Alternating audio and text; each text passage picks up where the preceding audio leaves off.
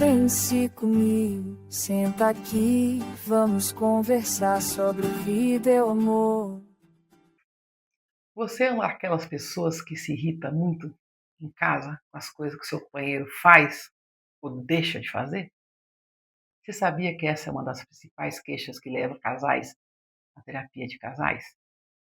Mas você já parou para pensar se talvez uma parte dessa irritação, desse descompasso, dessa incompatibilidade vem da personalidade das pessoas, da criação, da visão de mundo, ou às vezes até da visão do papel de cada um dentro de casa? Eu acho que esse assunto é muito importante porque a gente precisa minimizar essas brigas, essas discussões por coisas que na verdade não são tão relevantes e que podem ser contornadas. Então, se você pensa como eu, que a gente pode melhorar, esse podcast é para você, porque tem muitas dicas para poder ajudar esse tipo de problema. Ou para você mandar para alguém que você sabe que está precisando ouvir isso. Olá, sejam todos bem-vindos ao meu podcast Pense Comigo com Bia Lobo. Eu sou Maria Beatriz Lobo, sou psicóloga, atuo e atendo online em psicoterapia breve, aconselhamento e, nos casos de demanda necessária, também life coaching ou mentoria. Eu sou professora universitária, fui gestora de instituições, reitora, vice-reitora e diretora pedagógica, já trabalhei com diversas organizações, fui consultora de mais de 100 instituições no Brasil e no exterior. E eu venho discutindo com vocês aqui no meu podcast assuntos dos mais diversos. E hoje eu queria falar de um assunto cujo título já dá um toque, né, do que eu acho que eu quero passar para vocês.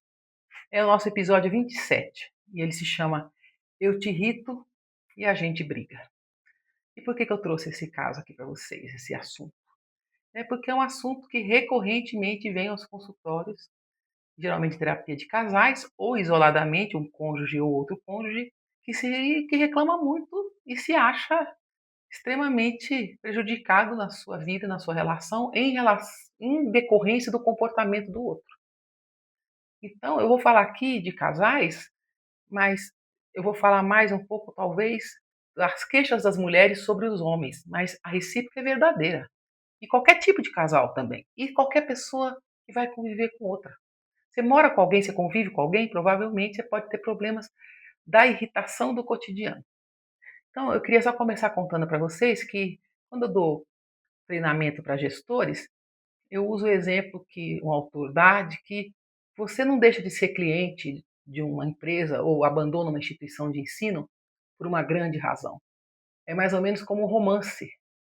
Você vai se desiludindo com a somatória de pequenas decisões até que esse conjunto de pequenas coisas destroem a razão pela qual você fez a sua escolha. E no casamento não é diferente. Às vezes são grandes razões, mas muitas vezes o desgaste vem de coisas menores. E dentro dessas coisas, a vida cotidiana dentro de casa. Então, as pessoas parecem que, amando ou não amando, elas têm uma profunda dificuldade de poupar o seu parceiro ou sua parceira de irritações. E as irritações vão se acumulando até uma hora que você fala assim, tem alguma coisa errada. Porque a gente precisa entender a origem disso para poder saber até que ponto a gente tem razão, está irritada, ou talvez a gente também precise mudar algumas coisas em nós. Então, para começar, eu só vou começar pedindo uma reflexão para vocês. Tá?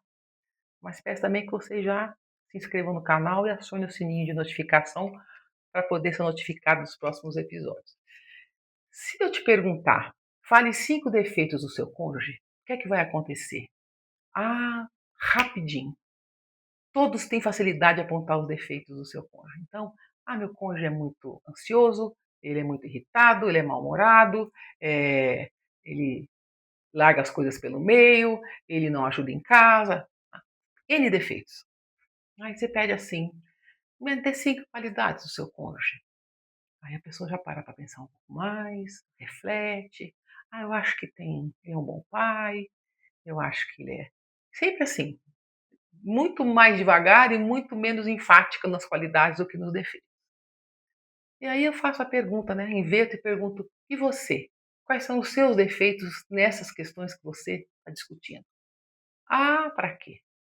Aí a pessoa tem maior dificuldade de levantar a possibilidade que talvez ela também precise se modificar, precise repensar essa relação e em que momento e de como ela contribui para as coisas chegarem no ponto que estão chegando.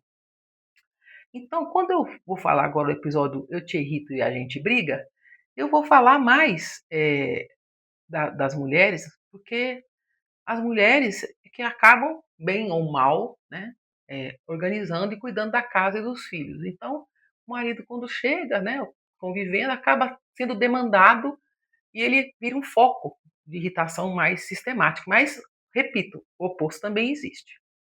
Então, como é a maior queixa que existe, né, é, dos casais, as pequenas coisas que vão irritando, eu digo que o maior problema são as incompatibilidades. E as incompatibilidades talvez seja a única razão de divórcio que nenhum juiz argumente ou discute. Né? Você fala assim, estou me separando por incompatibilidades irreconciliáveis.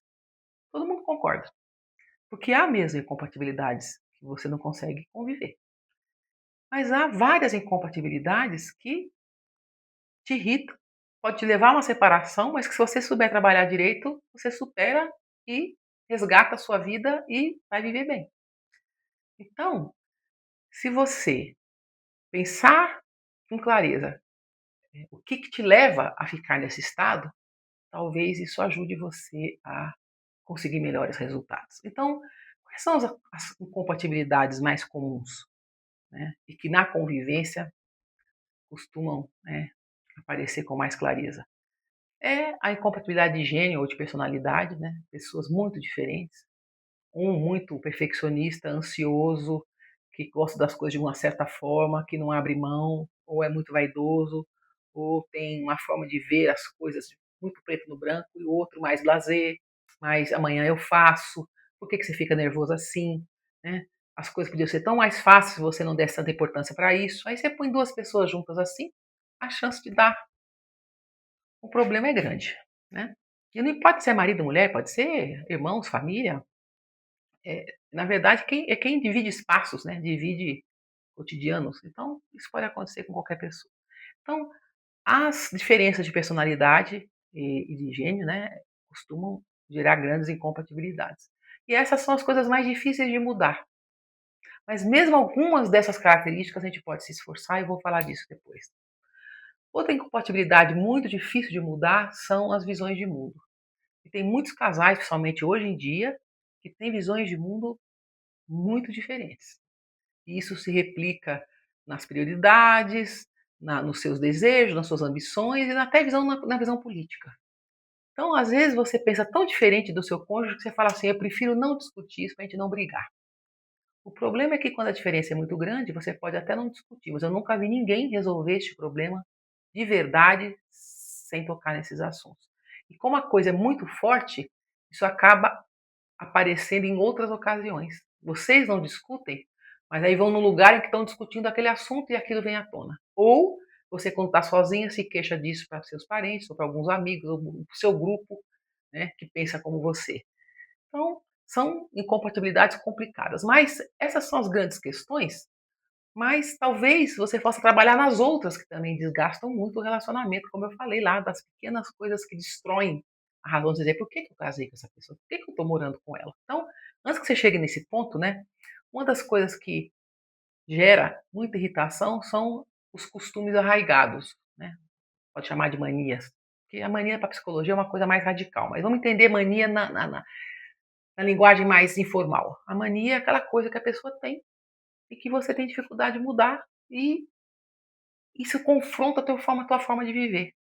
Por quê? Porque pessoas que vêm de lares diferentes, que cresceram em lugares diferentes, dificilmente não vão ter algumas arestas para acertar quando vão viver juntos. Que vêm de outras realidades, de outros costumes, de outra rotina. Então você tem que entender que isso pode acontecer. Então, exemplos. Eu só durmo com a televisão ligada. O outro não consegue dormir com a TV ligada. Então alguém tem que ceder. Ah, põe tampão de ouvido. Eu não consigo dormir com tampão de ouvido. Então, como é que a gente faz? Então, são mecanismos de discussão. Você vai ter que encontrar alternativas, porque isso pode parecer uma coisa banal, mas se um dos dois não dorme, a vida de quem não dorme vira um inferno. Ninguém se sustenta sem dormir bem. Né? E assim vai em outras possibilidades, né, da vida, que você tem manias. Você gosta de todo domingo, né, e todos os dias acordar bem cedinho e sair para fazer exercício físico. E o outro não aceita, não gosta e não quer ir junto. Aí quer que a pessoa acorde cedo, quer que faça companhia, e cada vez que acontece isso tem uma discussão. Ou tem uma gozação, ou tem uma cobrança. Então, quando você tem costumes, manias muito diferentes, né, você tem que encontrar um mecanismo para que isso não interfira tanto na vida do outro e que vocês possam chegar a um lugar comum. Ou que um abra mão de alguma coisa, outro que o outro aceite aquilo com mais tranquilidade. Porque senão vai dar problema. Né? Então, uma parte desses problemas vem da própria criação da pessoa. A pessoa tem um costume dentro de casa e quando vai morar com outra pessoa, leva aquele costume. E aí outra pessoa leva o costume dela e não bate. Então, exemplos. Né? Então, numa casa X, ninguém se incomoda com o horário da refeição. Cada qual chega e come o que está na panela. A outra não, está acostumada a sentar e fazer a refeição em família. E dá um maior valor para isso. Né? Esse é o tipo de coisa que pode ser conversado e melhorado. Talvez encontrar um meio termo, né, para poder fazer com que os dois sejam atendidos. Nenhum será atendido 100%, talvez. Ou você convence o outro que isso aqui é muito importante e essa pessoa resolve fazer isso. Né? Então a questão nessa hora é entender aonde e para quem aquilo pesa mais. E se realmente pesa mais por uma razão justa, explicável e aceitável. E se você puder mudar, então, atenda a quem pesa mais. Essa é um conselho que a gente costuma dar. Né? E imagine também que a outra pessoa também tenha que fazer algumas concessões para aquilo que pesa mais para você. Então, às vezes a diferença, as incompatibilidades são inclusive fisiológicas. Né? Tem gente que é diurna, né? E tem gente que é notívaga, vive de noite e o outro vive de dia. Em casa tem esse exemplo. Né? Eu não durmo praticamente antes de 3 da manhã.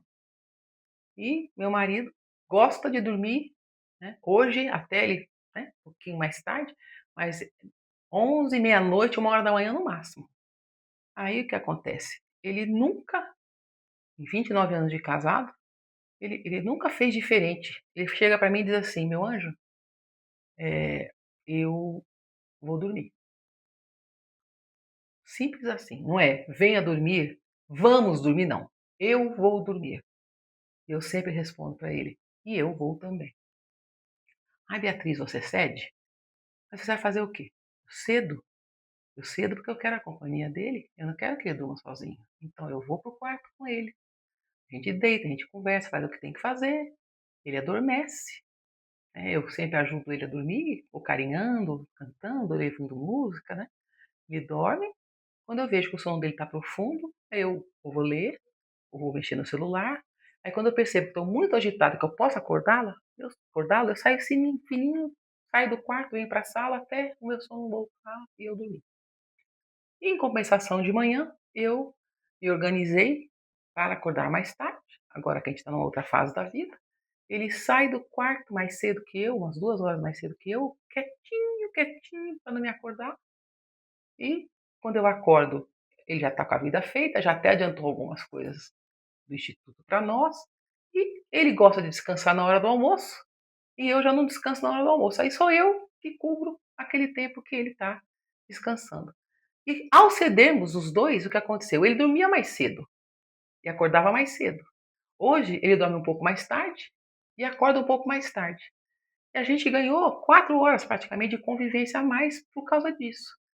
E eu acho que isso é uma coisa que mostra assim, a vontade de estar junto. Mas tem pessoas que têm um problema gravíssimo de ciclo biológico. E aí pode se transformar numa coisa insolúvel. Né? Principalmente quando essa diferença de horário de dormir, de atividade, vem em razão de que um trabalha muito e o outro, por alguma razão, não está trabalhando. Né? Então, A pessoa que vai sair para o trabalho e ver outra pessoa acordando tarde, ela sente não só a incompatibilidade, mas ela muitas vezes vai olhar e dizer: poxa, tá aqui nas minhas costas, pô, a pessoa tá dormindo, eu tô, né, trabalhando. Então, a pessoa que por alguma circunstância não precisa ou não quer ou não gosta, né, de e não tem condição de ter o mesmo ciclo da outra pessoa, ela tem que fazer o possível pelo menos para não atrapalhar o andamento da casa. Porque tem gente que eu já convivi com uma pessoa, né, da família, que dormia de manhã cedo, aí queria passar o dia dormindo, aí a empregada ia passar aspirador e ela arrancava a tomada o fio da tomada para não ter nada dentro de casa para ele poder dormir. Aí não vale. Vamos combinar que não vale. Não pode fazer isso, né? Então, parecem coisas banais, mas às vezes a gente acha que é normal e a pessoa acha que é normal e fica brava que o outro se irrita com isso. Mas é normal que se irrite, né? E é assim que acontece. Outra razão muito forte de desavença e de irritação, de briga de casal, é a divisão de tarefas. Essa divisão de tarefas, ela é relativamente recente, né? Há 60 anos, 70 anos atrás, não se discutia tarefas de homem dentro de casa. O homem trabalhava, chegava em casa, a mulher é que dava conta de tudo. E a maioria das mulheres não trabalhava. Então, o que aconteceu, né? E acontece até hoje, a maioria das mulheres cria seus filhos homens, é, retirando deles qualquer responsabilidade sobre tarefas domésticas. E aí as pessoas perguntam: poxa, mas eu vou casar com esse cara, ele é um machista, ele não quer fazer, não quer me ajudar. Quem é que criou esse machista? Quem que ensinou a ele que ele não tinha que fazer nada dentro de casa? Então, se a gente tem preocupação com isso, cuidado quando for criar seus filhos homens, viu? Vamos fazer os filhos homens desde cedo entenderem que eles são parte da família e também têm parte nessa responsabilidade. Mas, agora que as coisas são mais avançadas, nem se fala mais como se falava há 20 anos, 30 anos atrás. Meu marido é muito legal porque ele ajuda em casa, porque isso era uma exceção, muito valorizada. Hoje é tomada como uma coisa natural. Imaginar que não tem mais esse negócio de que mulher toma conta da casa e homem não faz nada dentro de casa. Dependendo das circunstâncias, né? Principalmente da divisão das atividades, essa ajuda é necessária, dependendo da condição financeira, dependendo de muitas coisas, mas ainda é, apesar de tudo, pode as feministas gritar, ainda é natural que a mulher seja a que mais se ocupa da casa. Se ela não faz ela própria, ela administra, né? E ao fazer isso, ela tem uma série de normas e de desejos e de costumes que ela quer que rejam a casa, que cuidem da casa, que essa coisa aconteça do jeito que ela acha que deve ser. E aí nós vamos ter problemas, porque essa divisão ela pode acontecer de uma forma inadequada, e aí a pessoa pede para o marido, vou dar um exemplo aqui de marido, fala assim: eu gostaria que você ajudasse, a pessoa até se dispõe. Aí ela faz uma divisão, por exemplo, isso acontece muito, fala: olha, então faz o seguinte, à noite que eu estou mais cansada, que eu estou com as crianças, coisa e tal, você cuida da louça do jantar, pelo menos tira o lixo, não sei o quê, bota dentro da lavadora. Aí muitos homens fazem isso. E tem alguns que dizem assim: ah, eu faço, mas no meu tempo. Ah, você quer matar uma mulher? Usa essa frase. No meu tempo. Mas não deveria ser coisa para matar uma mulher, né? Porque quando ele fala no meu tempo, ou ele está querendo ver o futebol, ou ele está querendo fazer alguma outra coisa, ou está naquele relax, e aí ele quer se programar para fazer aquilo na hora que ele acha bom. Mas a mulher não quer.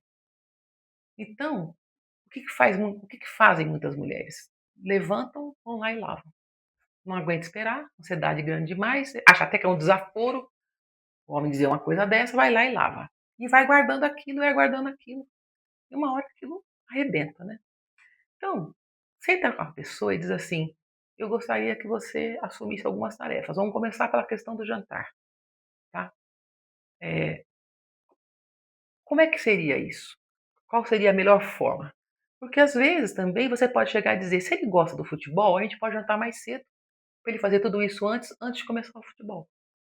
Ou você diz assim: vamos combinar assim, a gente janta, você faz o que você quiser, mas a pia não adormece cheia de louça.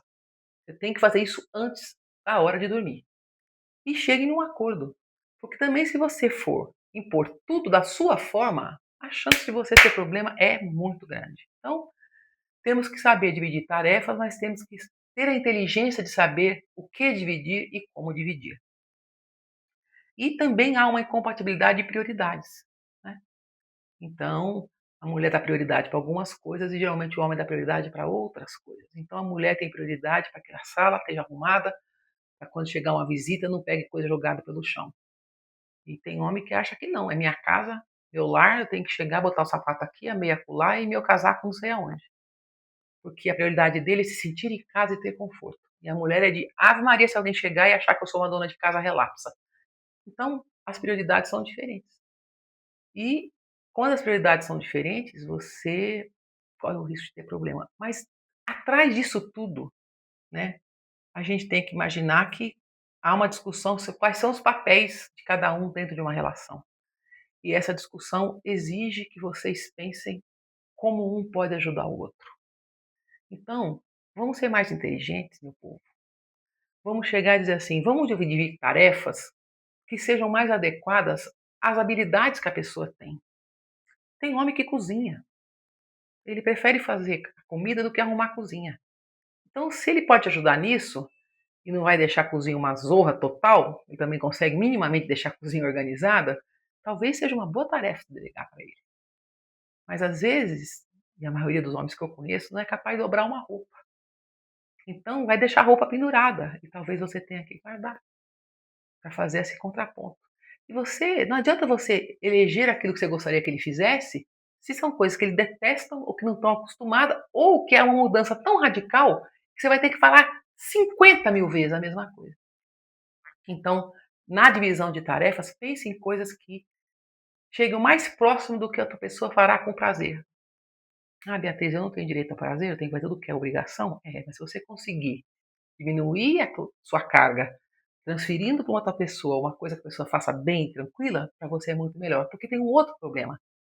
Quando você não faz isso, você quer descarregar aquilo que também te aborrece, o que acontece é que as mulheres, em geral, querem as coisas do seu jeito.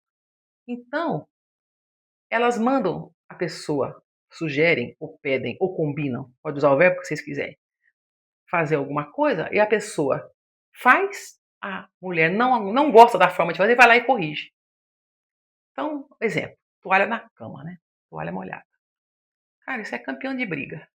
Aí, uma hora você tem que chegar e dizer, meu anjo, você deixa o banheiro bagunçado. Depois que você sai, eu ajeito. Mas eu vou dizer uma coisa pra você. Pra eu ajeitar o banheiro, você tem que botar a toalha lá. Vamos combinar assim. Então, se aparecer de novo essa toalha aqui, nós vamos ter um problema. Então, apareceu a toalha, cadê o nosso combinado? Você faz isso por displicência, né? Porque você sabe que nós combinamos isso, né? Aí a pessoa vai lá e pendura a toalha. Aí a mulher reclama porque não pendurou da forma como ela queria ter pendurado.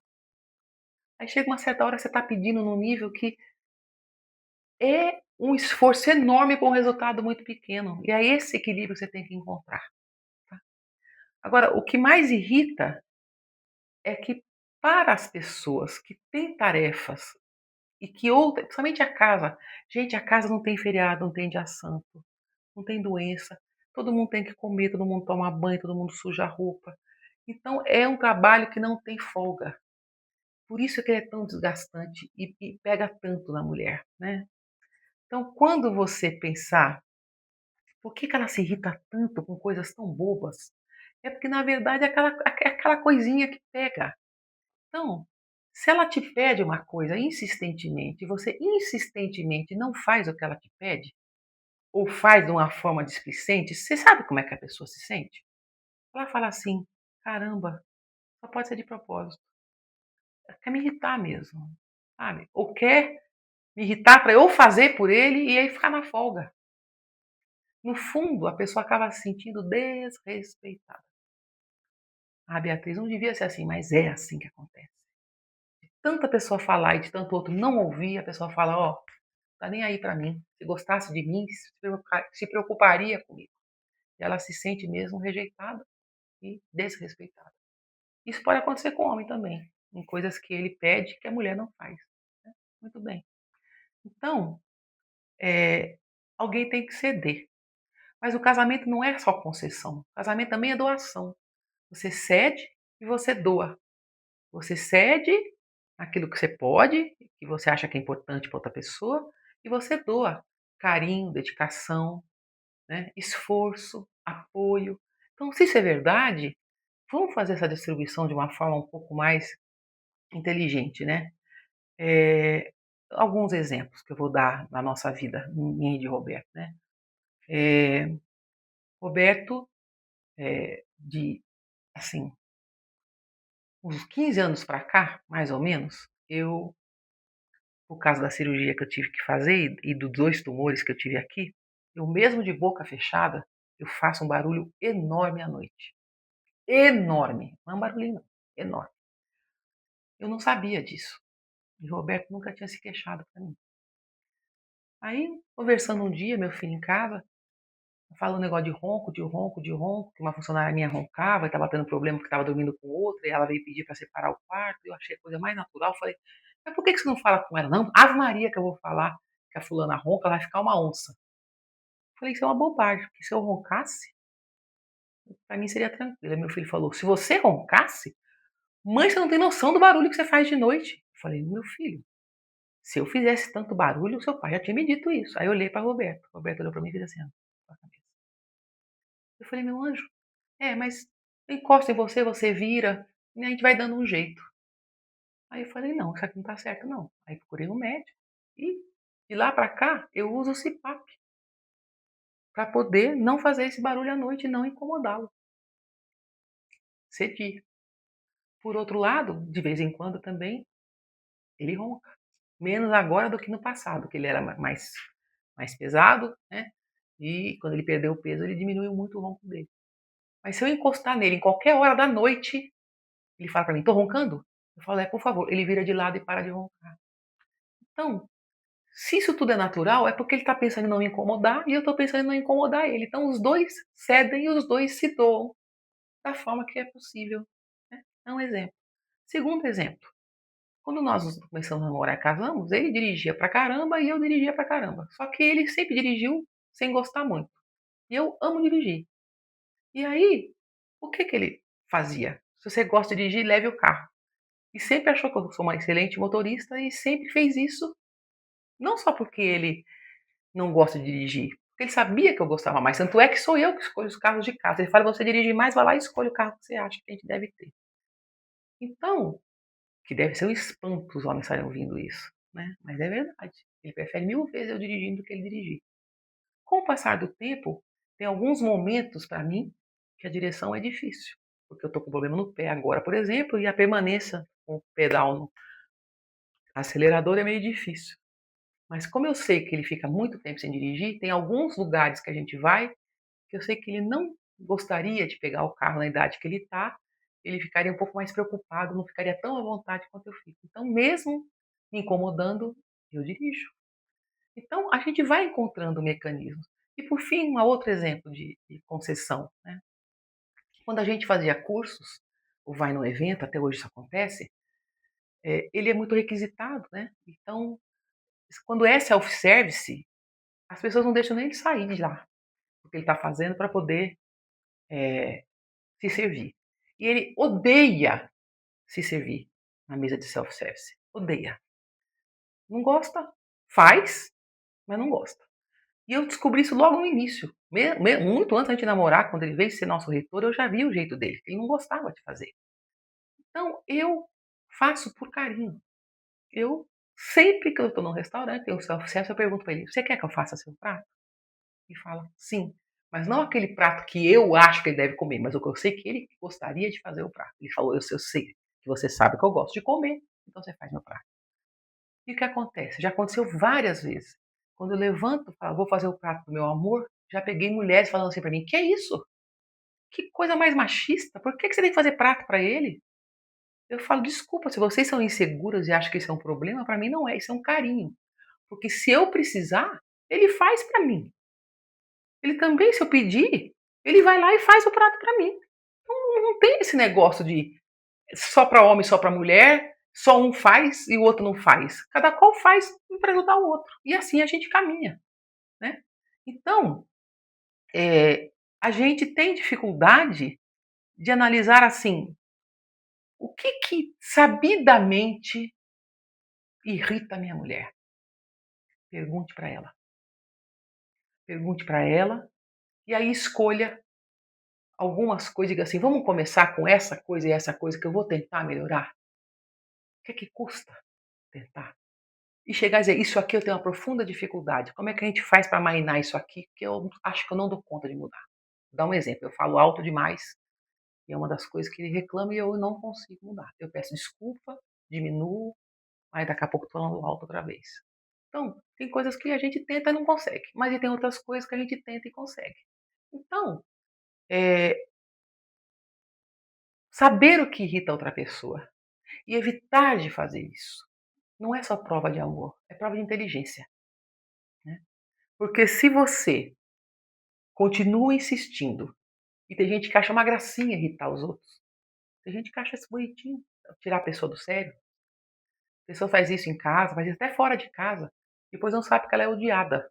Que ninguém gosta de ser irritado, de pessoa que fica provocando, irritando, fazendo gracinha, ninguém gosta disso, né? Então, quando você está numa relação, você precisa pensar o seguinte: como é que eu faço para a gente viver melhor? Como é que eu faço para que a outra pessoa se sinta feliz ao meu lado? E do que eu, onde eu posso contribuir mais? Então, quem chega desse jeito para o outro parceiro vai escutar as queixas, até a hora da pessoa se queixar, ela vai pensar. Aí você pede, priorize o que é que mais te irrita para a gente começar por isso, que eu vou tentar. E tente, de coração. Porque é provável que com isso a pessoa também tente outras coisas que você disser para ela. Ó, e em compensação, isso e isso que você faz, me tira do sério. Ou eu adoraria fazer isso e isso, e cada vez que eu vou fazer isso é um problema. Como é que a gente resolve isso? Ao invés de estar todo mundo emburrado o tempo inteiro, um tentando, né, contrariar o outro. Ah, você não deixou fazer isso? Então agora eu vou fazer aquilo. Isso acaba com o casamento, minha gente. Não tem a menor sombra de dúvida. E a questão das tarefas, elas também demandam do tipo de relação que o casal tem. Porque às vezes um dos lados é mais sobrecarregado que o outro. Então, se o seu marido trabalha, para trabalhar, chegar no emprego, ele viaja 2 horas de automóvel, depois tem mais 2 horas para voltar. Passa praticamente o dia inteiro trabalhando. Chega em casa à noite, tarde da noite, é meio impensado você imaginar que ele vai fazer algumas tarefas que você sonharia que ele fizesse. Se os dois tiverem uma vida assim, muito complicado. Então vai ter que cada qual se sacrificar um pouquinho. Mas se quando um lado pesa mais do que o outro, a gente tem que chegar e dizer, ele chega muito cansado, então talvez alguma coisa mais no final de semana, talvez alguma coisa que ele possa fazer mais rápido que não contrarie. E o oposto também, a mulher está cheia de coisa para fazer, criança dando problema, como é que eu posso ajudar? Ela está mais sobrecarregada que eu. Então talvez eu tenha que botar as crianças para dormir, porque ela vai dormir mais cedo, porque ela acorda mais cedo que eu. Ela se cansa fisicamente mais do que eu. Então, essas questões todas são muito importantes. Mas existe um costume que eu quero chamar a atenção para vocês que são pais de crianças pequenas ou avós que podem orientar pais, seus filhos de crianças pequenas. Que é uma coisa que a mulher faz sistematicamente e erra sistematicamente. É quando ela isola a vida dela com o filho do marido. Então é assim, o marido chega em casa, quer pegar a criança, pega, cuidado, olha como você vai pegar, porque, fez cocô, não, deixa eu limpar porque você não sabe limpar direito. Né? E também tem homem que tem frescura com essas coisas. Mas geralmente a mulher acha que ela é a única capaz de cuidar daquela criança bem cuidada. Então ela acaba assumindo tudo. Aí, não faz direito, deixa que eu faço. Não sei o que, deixa que eu pego. Eu dou banho. Eu ponho para dormir. Aí acontece várias coisas. Primeiro, você não tem uma pessoa para te acobertar, para te cobrir quando você tiver um problema. E quem vai sofrer é seu filho. Então era muito bom que o pai soubesse fazer tudo o que você faz. Tirando o peito, tudo o que você faz, seu marido devia saber fazer também. E se ele começa errado, você faz com ele e vai corrigindo até ele aprender. Porque nenhum homem é idiota, nenhum homem é incapaz de aprender. Aprende. Aprende. Você vai ajudar, elogiar, mostrar. e tudo mais. Às vezes, ele faz a coisa melhor do que a gente não aceita, mas faz. Vai dar banho para a criança, vê com quem a criança prefere tomar banho, se é com o papai ou se é com a mamãe. Ah, mas faz a maior bagunça no banheiro. Por isso é que tem que relativizar, porque senão a vida vira um inferno.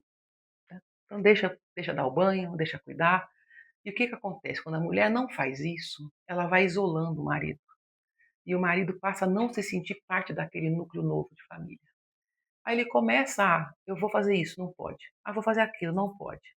Fica sozinho, a mulher sempre exausta, não divide nada, então ele fica sozinho e não participa, fica alijado da criação da criança. Aí depois ele vai entendendo que sim, isso aqui é o seguinte, eu ganhei uma mãe e perdi uma esposa. E aí explica, mas não justifica, ele chega e diz assim, isso aqui não é mais para mim não. Essa vida aqui para mim, eu perdi a minha vida. Essa criança chegou, eu perdi a minha vida. Eu não tenho uma nova vida com a criança. A minha mulher tem, eu não tenho. Eu sou pai de figuração. Eu sou pai para carregar o carrinho e enfiar dentro do porta-mala. PT. Não. Você é pai para ajudar em tudo que é possível e fazer parte disso. Porque a hora que a mulher se isola, né, ela deixa de priorizar a pessoa mais importante. Então, se você não pode, nesse momento, abrir mão de cuidar de uma criança pequena, chame-o para ajudar você na medida do possível. Porque a sua prioridade e a prioridade do seu marido, acima de qualquer outra, tem que ser o seu cônjuge. Ai, Beatriz, sério? Sério. É o maior conselho que eu posso dar para vocês, de todo o meu coração. Antes de filho, antes de irmão, de pai, de mãe, é o seu cônjuge. Quando você está sendo demandada por criança, seu cônjuge vem junto. Mas você tem que priorizar a sua vida com seu cônjuge. E vocês juntos darem conta das novas tarefas. Então, quando a gente pensa desta forma, a chance do casamento dar certo é muito maior. Então, no fundo, o que eu estou falando é o seguinte: o resumo disso tudo é: se a minha prioridade for a felicidade do meu companheiro, provavelmente, se o outro também tiver você como prioridade, vocês dois serão felizes. Então, pense sempre assim: como é que eu posso ajudar a meu marido ou minha mulher a viverem melhor? Ter uma vida mais aprazível, mais gostosa, que a gente possa dividir mais, estar mais junto, fazer as coisas juntos e ser de verdade um casal. É assim que a coisa caminha, é assim que a coisa progride, né? Não é na acusação, não é nada. E principalmente não é você não dialogar, não discutir, ficar emburrado, aborrecido, e na primeira oportunidade que você sair com a sua mulher, que um casal tocar num assunto, que passar perto daquele assunto, você chega e fala assim: a fulana de tal tem essa mania. Tem mouse igual uma porta. Faz não sei o que, não sei o que. Aí acabou, bicho. Você expôs sua mulher em público, ou você expôs seu marido em público. Acabou. Pode esperar. Pá de cal. Porque não se expõe a pessoa, sua pessoa fora de casa. Seus problemas você discute na sua casa, se possível, longe até dos seus filhos. Nunca exponha seu cônjuge. Por pior que seja o defeito dele. A exposição, geralmente jocosa, depois tenta arremedar, não, mas ela tem essa qualidade, já o mal já está feito. Então, não venha querer desabafar e querer dar um toque no seu companheiro ou companheira na frente dos outros. Vai discutir isso em casa. Senta em duas pessoas maduras assim: isto aqui está causando um problema para nós. Como é que a gente vai consertar isso? Que fique bom para você e para mim. Como é que a gente resolve esse problema? Isso me irrita profundamente, isso me faz muito mal e eu quero que você melhore nisso. Gente, isso é o segredo para um casamento feliz. Acreditem se quiser. Essa prioridade é: o que eu posso fazer? Eu escuto tanto isso do meu marido. Eu vou fazer aquilo que for melhor para você. Como é que você se sente bem? O que você queria fazer agora? Como é que eu posso te ajudar? E eu faço a mesma coisa com ele.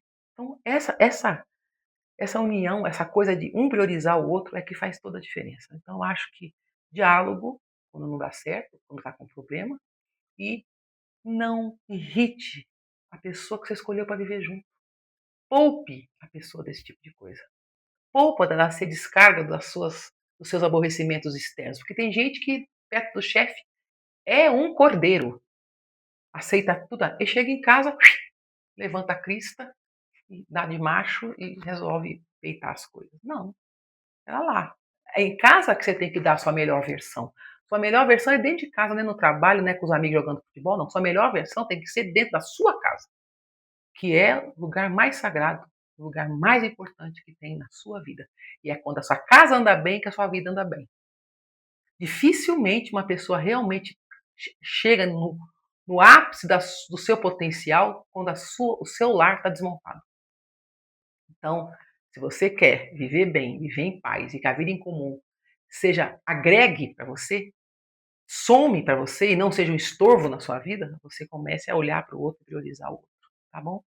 Então, eu acho que com isso, assim, eu dei uma passada nos assuntos mais práticos, que é um episódio extremamente prático, porque eu tenho ouvido isso de forma recorrente. E tem acontecido de ouvir isso de alguns casais e chegar a dizer, gente, vamos olhar um para o outro agora e vamos tentar resolver coisas pequenas às vezes, né? Às vezes uma pessoa precisa até de um acompanhamento, porque às vezes um lado pode ter um problema maior, é verdade. Mas a gente só descobre isso quando a gente discute o problema. Às vezes a pessoa tem uma ansiedade tão grande que precisa, às vezes, de um tratamento, de tomar um relaxante, levar a vida mais calma. Mas só a hora que você fala assim, você já percebeu quanto você está fora, como a sua ansiedade está fora, é desproporcional ao problema? Então, quando a coisa fica disfuncional, eu fiz até um episódio sobre crise de ansiedade, assistam, em que eu separo o que é uma ansiedade sadia e o que é uma ansiedade patológica. Porque existe, é muito boa, a ansiedade sadia. Quando ela é patológica, aí é um problema. Então, às vezes a pessoa tem um problema. Nós estamos falando, isso também precisa de diálogo, mas eu estou falando das coisas que são da convivência, coisas normais que a gente pode melhorar e fazer a nossa vida muito mais feliz, tá bom? Então, eu queria agradecer a presença de vocês, pedir, por favor, que vocês assinem o canal, compartilhem esse conteúdo, encaminhem para alguém que você acha que talvez precisasse dessas dicas. E também, às quartas-feiras, tem lançamento de episódio no meu canal, então acione o sininho de notificação para você saber dos novos episódios. Estamos no Spotify, em outras plataformas de áudio, nos acompanhem lá também, ou indiquem para as pessoas que gostam só de ouvir mais do que ver. Tem o meu site www.bialobo.com.br, vocês podem ir lá, tem a história da minha vida, o que eu faço a psicologia, tem depoimentos, tem fotos, tem um monte de coisa para vocês olharem lá, tem todos os episódios também. E tem o meu podcast, né? Pense Comigo com Bia Lobo, porque vocês ficam sabendo também do que está acontecendo em relação aos episódios. E eu acho que com isso a gente vai estar mais perto. Agora tem uma coisa que eu queria te pedir. Eu tenho um e-mail, profbialobo@gmail.com. Prof de professora, PROF, profbialobo@gmail.com. Me manda um e-mail. Me sugere um assunto, temas para o podcast. Conte a sua história para mim. Se você quiser e pedir para eu dar uma opinião, eu darei. Se você permitir essa situação que você está me expondo for compatível com algum episódio que eu vou fazer, eu vou pedir permissão para usar, escondendo o seu nome verdadeiro, evidentemente, ou só dando um nome que não te identificará, né? Para poder usar como bons exemplos aqui, né? Ou exemplos que se coadunam com aquilo que eu quero mostrar. E façam perguntas, porque às vezes a gente fala algumas coisas e vocês ficam em dúvida. Então perguntem. Às vezes eu respondo numa live, mas certamente responderei também por escrito. Então eu vou pedir para vocês que ajudem a que esse conteúdo chegue a mais pessoas, né? Uma internet que tem tanta, é só política, coisa de medicina, de beleza, de comida, gente dando palpite em tudo, parece que a sua vida se acabou porque você está fazendo tudo errado, quando tem conteúdos que se preocupam com a sua vida cotidiana e fazer você viver melhor, como é esse aqui. Então, se você gostou, me dá uma força e nós vamos nos encontrar em outras oportunidades. Mas nunca se esqueça, pense comigo, mas decida por você, tá bom? Obrigada e fiquem bem.